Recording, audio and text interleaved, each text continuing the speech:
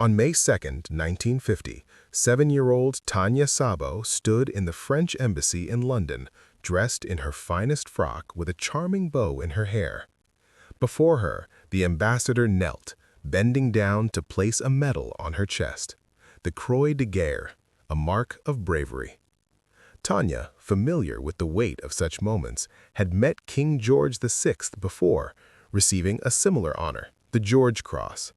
Yet these awards weren't for her, they belonged to her mother, Violette Szabo. As the ambassador observed her, he noticed the uncanny resemblance, the large, expressive eyes, the thick, dark hair, echoes of the woman who had given so much. Her father, Etienne, had been killed in North Africa shortly after Tanya's birth, never having had the chance to meet his daughter. Her mother, Violet, had died in Germany when Tanya was only 2.5. The real presence of Violet had faded over time, leaving only fleeting memories, the sound of her voice, the faint scent of her perfume. Most of what Tanya knew of her mother came from photographs and the stories her grandparents told, all of which painted Violet as a true hero. Violette Szabo had been a British secret agent sent into occupied France to fight the Nazis as part of the Special Operations Executive. Her courage earned the admiration of her peers. Odette Sanson, another agent, described her as the bravest of us all. Violet exemplified how war could transform ordinary lives into extraordinary legacies. Yet perhaps she was never entirely ordinary. Before the war, she had worked behind a perfume counter in a Brixton department store, but even then, she carried a spark that set her apart. Many female SOE agents were remarkable in their own ways. Virginia Hall, a formidable American with a wooden leg, and Christina Granville, a willowy Pole with the elegance of a catwalk model. Violet, small and spirited, was no exception. One of her senior officers recalled her with fond admiration. She was really beautiful, dark-haired and olive-skinned, with a kind of porcelain clarity. Violette Szabo was born Violet Bushell in 1921, the daughter of a French mother and an English father. Her father ran a taxi business that spanned both Britain and France, and Violet split her childhood between the two countries. Though the family's home was in London, she grew up fluent in both French and English, comfortable moving between the two cultures. Her father was a remarkable shot, known to terrify family and friends by shooting apples off Violet's head. The eldest child, Violet naturally took on responsibilities at home, helping care for her 3 younger brothers. Even as a child, she displayed independence and daring. On one occasion, she ran off to France after a family argument without informing anyone. She also inherited her father's sharpshooting talent. She became so proficient at local fairground shooting galleries that she was eventually banned for winning too many prizes. Despite her bright and capable nature, Violette was not particularly academic. She left school at 14, first working as a hairdresser's assistant and later as a shop girl at Woolworth's. When war erupted in 1939, joining the armed forces had not yet crossed her mind. But after France fell to Nazi occupation in 1940, London streets were filled with French soldiers. Her mother, hoping to honor Bastille Day with a touch of French hospitality, encouraged Violette to invite a soldier home for a meal. She attended a military parade and returned with a dashing Foreign Legion officer, Etienne Szabo, a decorated soldier whose courage had already earned him several medals. The Bushell family took an immediate liking to Etienne, and within 6 weeks, he and Violette were married. Barely days after their wedding, Etienne was called back to the front lines to fight in Abyssinia, now Ethiopia. Violette, determined to contribute, joined the Auxiliary Territorial Service, ATS, the branch of the Army where women could serve in support roles, though not in direct combat. She was assigned to an anti-aircraft battery, where she quickly earned a reputation as reliable, enthusiastic, and willing to tackle any task. Etienne returned for a brief visit more than a year later, in October 1941. During this reunion, Violette became pregnant and had to leave the ATS. Their daughter, Tanya, was born in June 1942. Etienne learned of his daughter's safe arrival while engaged in the brutal fighting in North Africa. Tragically, he would never meet her. He was killed just 4 months later at the Battle of El Alamein. The news of Etienne's death ignited in Violette a fierce determination for vengeance. Not long after, she received an unexpected letter from a certain Mr. Potter, inviting her to a meeting at a hotel in central London. Unbeknownst to her, this was the beginning of a new path. Violette had been approached by the Special Operations Executive, SOE, a secret organization tasked with organizing resistance against Nazi-occupied territories. The SOE's agents were deployed to work alongside local resistance fighters, sabotaging factories, railways, and military installations, ambushing enemy troops, and even assassinating collaborators. Their mission was as dangerous as it was critical, to disrupt German control and inspire civil unrest wherever possible. Recruitment was clandestine. There were no public advertisements. Volunteers were identified through intelligence files. Violette's bilingualism and her half-French heritage marked her as an ideal candidate. In the hotel room, she met Mr. Potter, who was actually Major Selwyn Jepson, an SOE recruitment officer. Speaking mainly in French, he explained the nature of the work, dangerous assignments behind enemy lines in France. Violette's eagerness was immediate, so much so that Jepson worried about her impulsive nature. He asked her to return a week later to consider the offer carefully. At their follow-up meeting, Jepson laid out the stark reality. There was a 1 in 4 chance she might be killed. Violette, however, remained unshaken. She did inquire in detail about her army pension and provisions for her daughter, but her resolve was clear. Jepson's concerns faded. Her determination, fueled by the desire to avenge her husband, was genuine. Violette was formally recruited and began intense training. Although women were typically barred from frontline combat, SOE agents were an exception. Her first task was a 3-week fitness course to build endurance and toughness, which suited her well. She had been an active, athletic teenager. Next came combat training in Scotland, mastering machine guns, silent takedowns, hand-to-hand combat, demolition of bridges and railway lines, ambush tactics, and storming buildings, all considered unconventional for women in the 1940s. The final stage was the most secretive. Violette learned how the Nazis maintained control through fear and collaboration, how to adopt false identities for missions, and how to parachute safely from aircraft, though mishaps like sprains were inevitable. She excelled at nearly every skill, though she found coding messages particularly challenging, an essential skill for communicating back to London in secrecy. Once her training was complete, Violette was flown to France on her first mission. It was exceptionally perilous.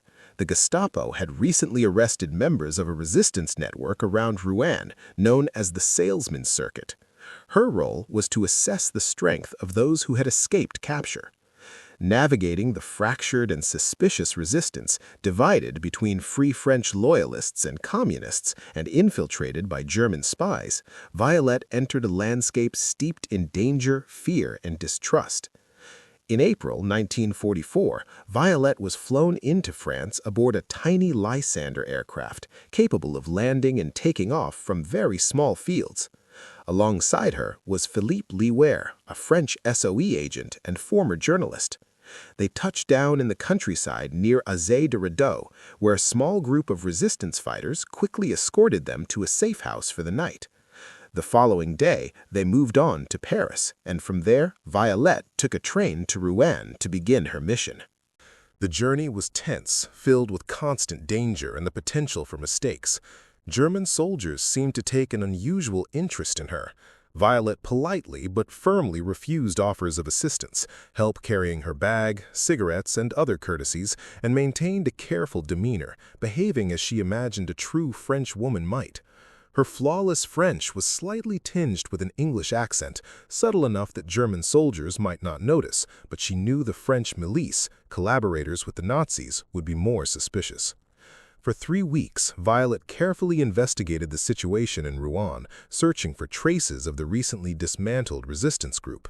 She visited the homes of known members, all while walking a fine line. She had to avoid German authorities and convince anyone she met that she was a genuine British agent, not a spy sent by the Germans or the milice. Thrown directly into a high-stakes mission, she faced these challenges with remarkable poise. Twice she was stopped by police, questioned and released. Each time she remained calm, offering convincing aliases and plausible explanations for her presence. Her efforts paid off. Violette confirmed that the salesman circuit had been effectively destroyed. Despite the constant danger, she found herself enjoying her return to France, even under such perilous conditions. With her work in Rouen complete, she took the train back to Paris to reunite with Philippe Lever.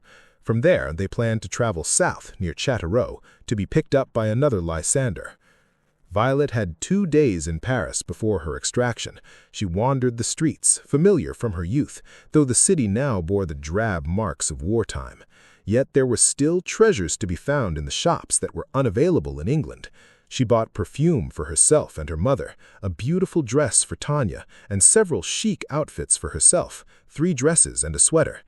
After minor alterations, she collected them and made a final brisk tour of the city before departing to return to England.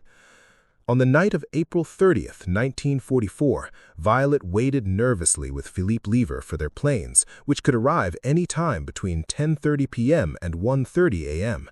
Each agent would fly separately in a Lysander aircraft, along with other French agents being picked up. This arrangement acknowledged the very real danger of the flight. If one plane was shot down, at least the other would survive to report back to the Special Operations Executive. Tragically, this fear was well-founded. The pilot of Lever's plane was killed on his next mission. The pickup itself went smoothly, and Violette felt a rush of relief as her Lysander lifted off the rough airstrip into the night.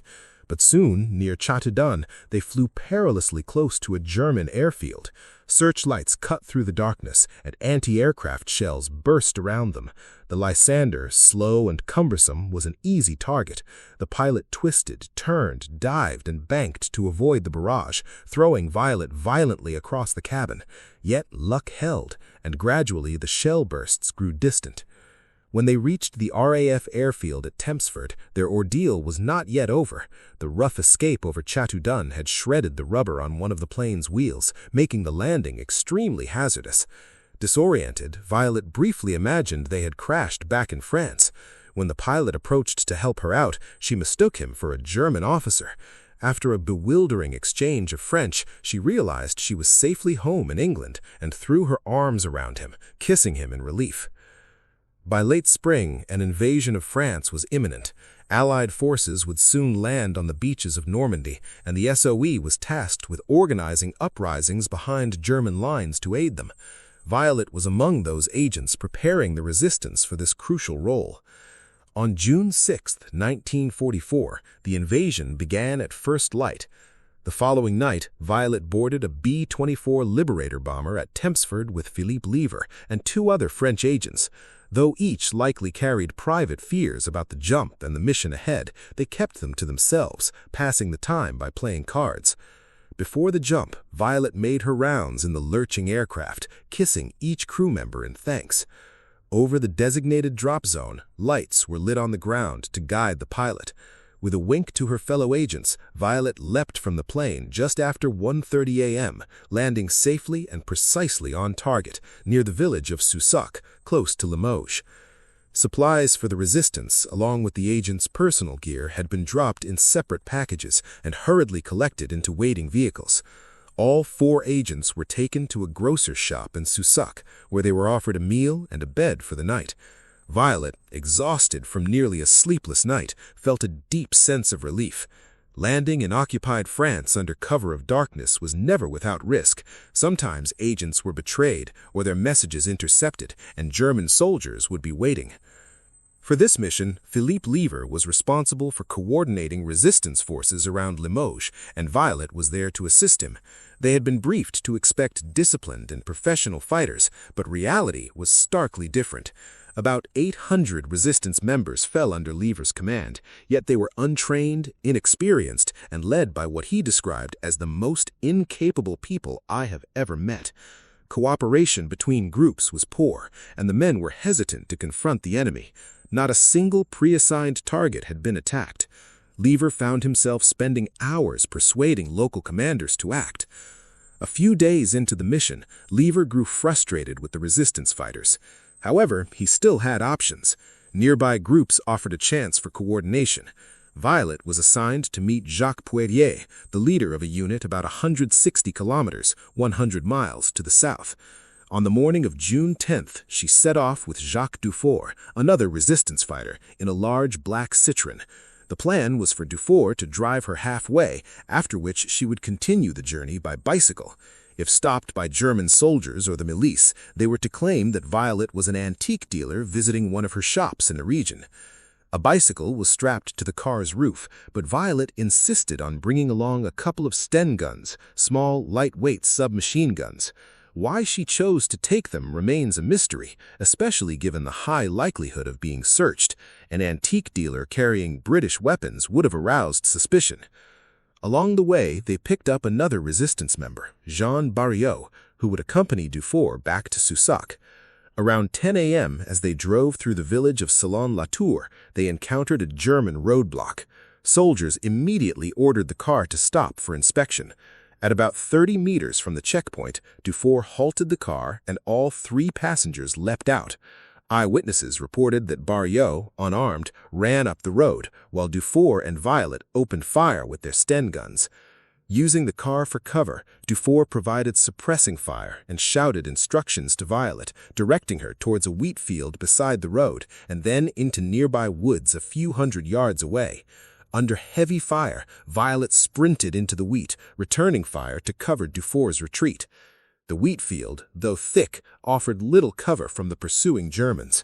Military vehicles surged towards them, and machine gun fire tore through the stalks.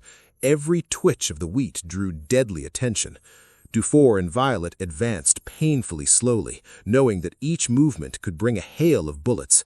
They fired occasional bursts to keep the soldiers at bay, inching towards the woods where safety awaited. Exhaustion soon set in for Violette. Her clothes were torn, her body covered in scratches, and she told Dufour she could not continue through the woods. Instead, she would cover his escape, firing at the Germans as he crawled into the relative safety of a nearby farm haystack. Aware that her actions might cost her life, either in the fight or later as a captured spy, she remained steadfast.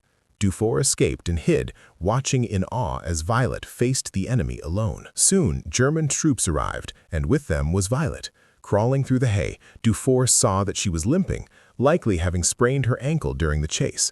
The soldiers questioned her angrily, but she remained composed, laughing and saying, "You can chase him, he is far away by now." Impressed, the commanding officer saluted her, calling her the bravest woman he had ever met, before taking her into custody. The next day, Violette was driven to Limoges and then to Fresnes prison just outside Paris. From there, she was regularly brought to Gestapo headquarters at 84 Avenue Foch for interrogation. Though treated harshly and questioned aggressively, she was not tortured, a peculiar policy, as the Gestapo often spared British agents while being merciless with French prisoners. By early August 1944, it became clear the Gestapo would learn nothing from her. On August 8th, Violette was removed from Paris for the last time, alongside fellow SOE agents Denise Bloch and Lillian Rofe, bound for the infamous Ravensbrück concentration camp in northern Germany. At Paris Gare de l'Est, they were joined by other captured British agents.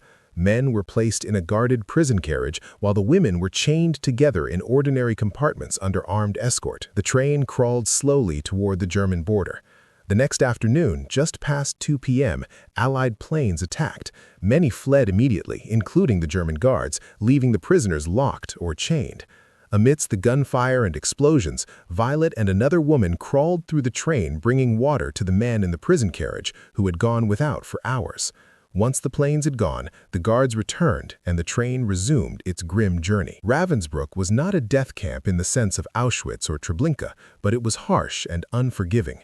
Built initially for 6,000 women, it had been expanded to hold 24,000. By the time Violette arrived, 80,000 prisoners were crammed behind barbed wire and electric fences.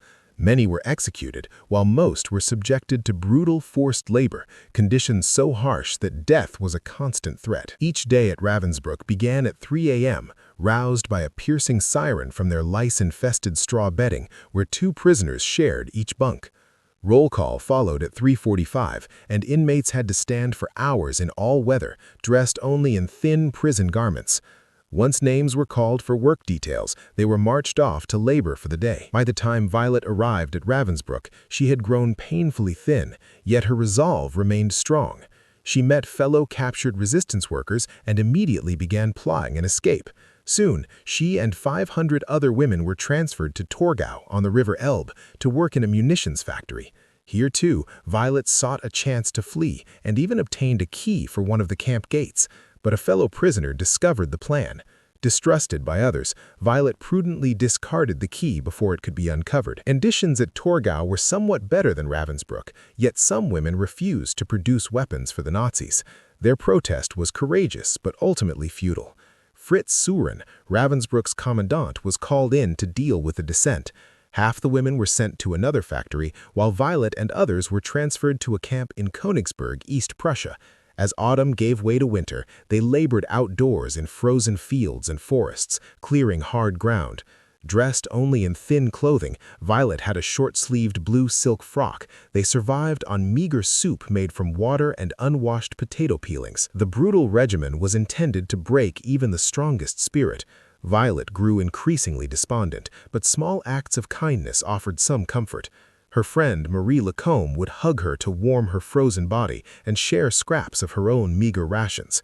By December, the women were denied fuel for their huts, growing skeletal from cold and hunger. Many collapsed and died during work details. In early February 1945, orders came to transfer Violette back to Ravensbrück.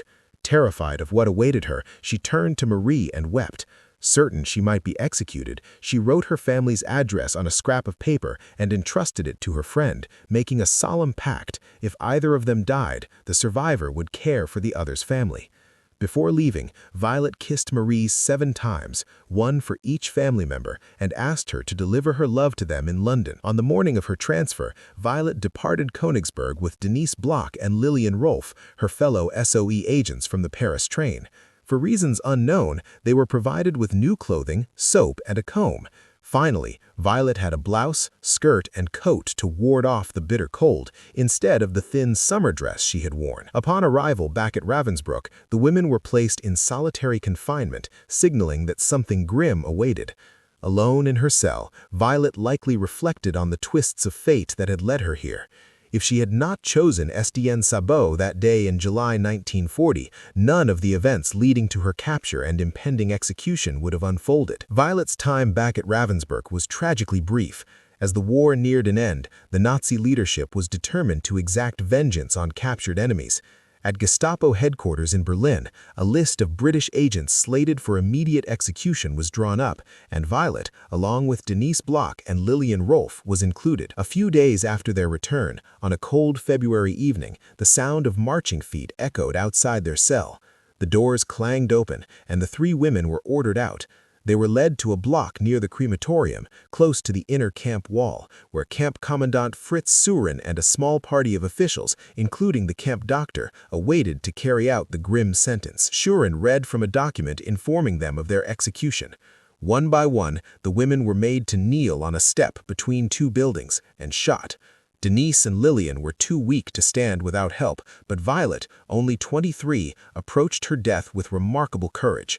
Her last view was a narrow, dimly lit alley before a single bullet to the back of her neck ended her young life. Their bodies were immediately burned, erasing all trace of Violette, Denise, and Lillian. When peace finally came to Europe in spring 1945, Violette's family waited anxiously for news. They knew she had been captured, but had no idea of her fate. As spring turned to summer and it became clear she had not survived the liberated camps, the family feared the worst. To resolve the uncertainty, the SOE dispatched staff to investigate the missing agents. Camp officials at Ravensbrück confirmed that Violette had been executed in February 1945, just 3 months before the war's end. Violette's friend at Königsberg, Marie Lacombe, survived the war. She tried to contact Violette's family through British military authorities, but was discouraged, perhaps to spare them the painful truth. For years, Marie was haunted by this inability. Running a restaurant in Morlaix, she asked every British visitor if they knew Violette's family. Finally, in 1958, while sorting through old possessions, Marie discovered an article about Violette and her family published shortly after the war. The paper led to contact with the Bushell family, allowing Marie to fulfill her promise, visiting each family member and offering the kisses she had vowed years earlier.